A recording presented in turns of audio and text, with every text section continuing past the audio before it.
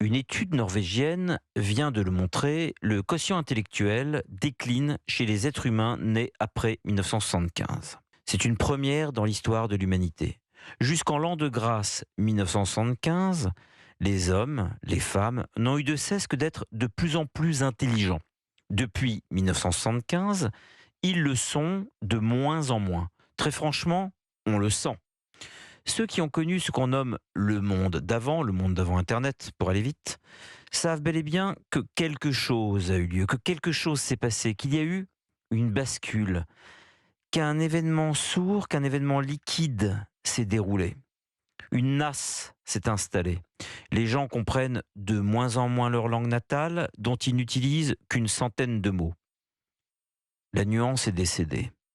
On est sommé sans arrêt de choisir son camp, son équipe, et de transformer en ennemi mortel celui qui ne pense pas comme nous. Penser est un grand mot, d'ailleurs, dans un monde où plus personne ne sait réfléchir. La réflexion est le bras armé de la pensée, mais l'humanité n'a plus de bras.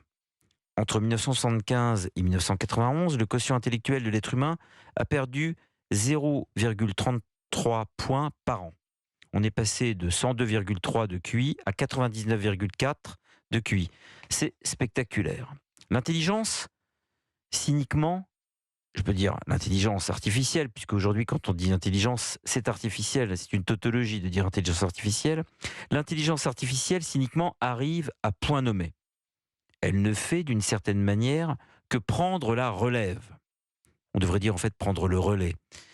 On délègue la réflexion aux machines, mais il y a dans l'idée de déléguer celle de confier une charge à quelqu'un qui saura l'exécuter aussi bien que moi, ou c'est entendu peut-être mieux que moi.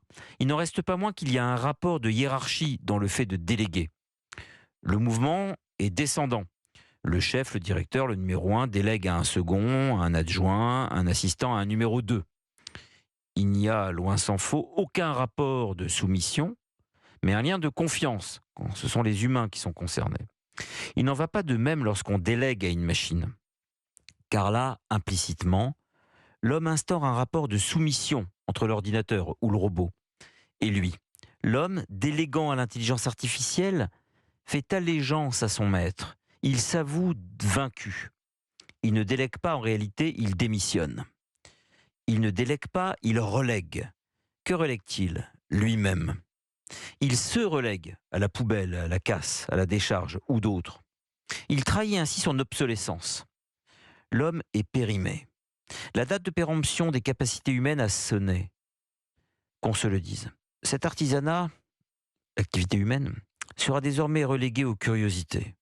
Dans les rayons des Fnac, il y aura la littérature 100% humaine et l'autre 100% artificielle.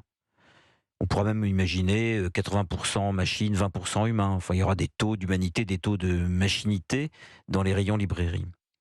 Même constat pour les films et la musique, bien sûr. Mais le rayon humain sera sans doute aussi mince que le rayon de jazz ou musique classique à la Fnac aujourd'hui.